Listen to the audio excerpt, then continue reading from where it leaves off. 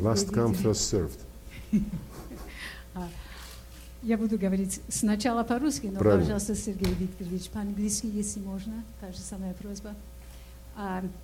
On Syria, we understand that you did discuss Syria. Is there any reason at this point that we should believe that Geneva II will ever happen? You and Secretary Kerry have been talking about it for a long time, but it seems very, very unlikely that it will happen. Did you make any type of progress? Is there any hope that this can be resolved politically, realistically? Well, we delivered, Russia, we delivered what we committed ourselves to. The government said unequivocally that they are going to send a delegation without any preconditions and to work to implement Geneva I communique of June last year.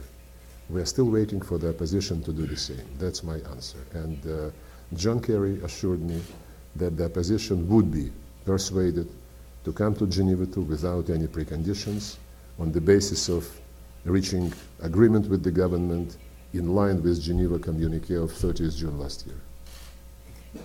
Ну давай еще парочку.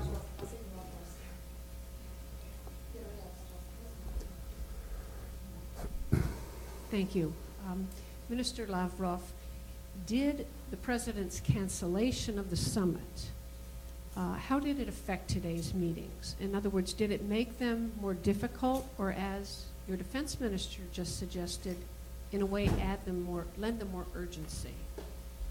Well, I would say that it did not have any negative effect. And once again, I would like to correct you when you say that the meeting was cancelled.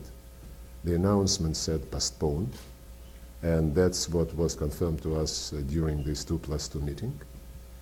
I would also say that we went through the deliverables which are being prepared, and most of which have been prepared already for the presidential consideration, including a basic general statement on bilateral relations, including a statement on boosting the economic and investment cooperation, and it was envisaged that still envisaged that when President Obama is in Moscow, there would be a business communities meeting.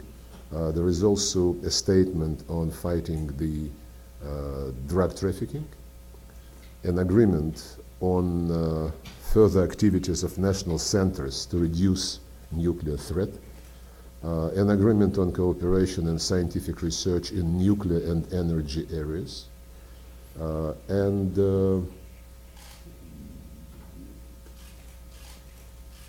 quite a number of arrangements which would also be presented to the attention of the presidents, including the report of the Presidential Commission and all of its 20-some working groups. I would also recall that when the presidents met in Loch Erin